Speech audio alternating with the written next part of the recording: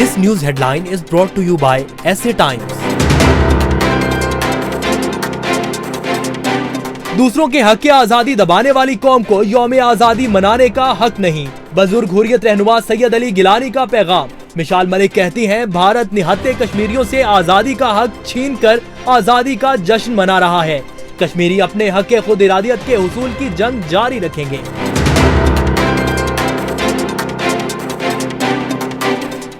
लंबी है गम की रात मगर रात ही तो है। वफाकी वजीर फवाद चौधरी कहते हैं, इंशाअल्लाह वो दिन दूर नहीं जब कश्मीरी आजादी का दिन पाकिस्तान के साथ मना रहे होंगे। हम देखेंगे।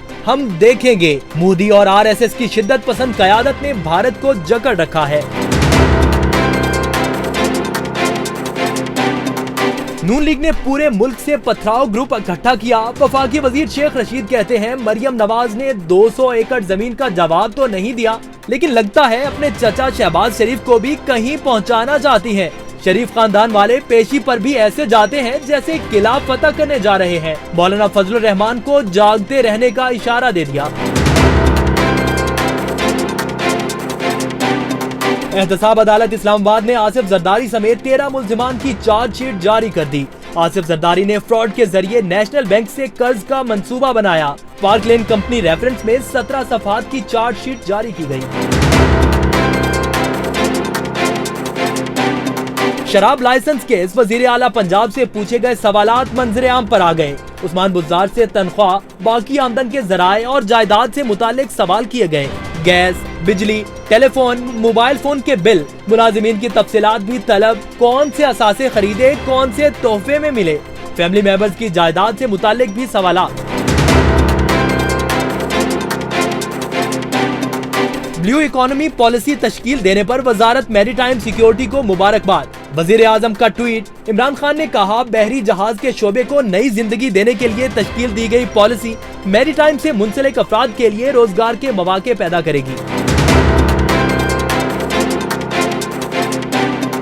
चेयरमैन सीपेक अथॉरिटी का इंटर्नशिप प्रोग्राम के आगाज का ऐलान। आसिम सलीम बाजवा कहते हैं, इंसानी और समाजी तरक्की तरजीह, 60% नौजवान आबादी मुल्क की तरक्की का पेश खेमा। नौजवान लीडर्स के जरिए इलाकाई मईशतों के मुकाबले में भरपूर पैदावार हासिल की जा सकती है।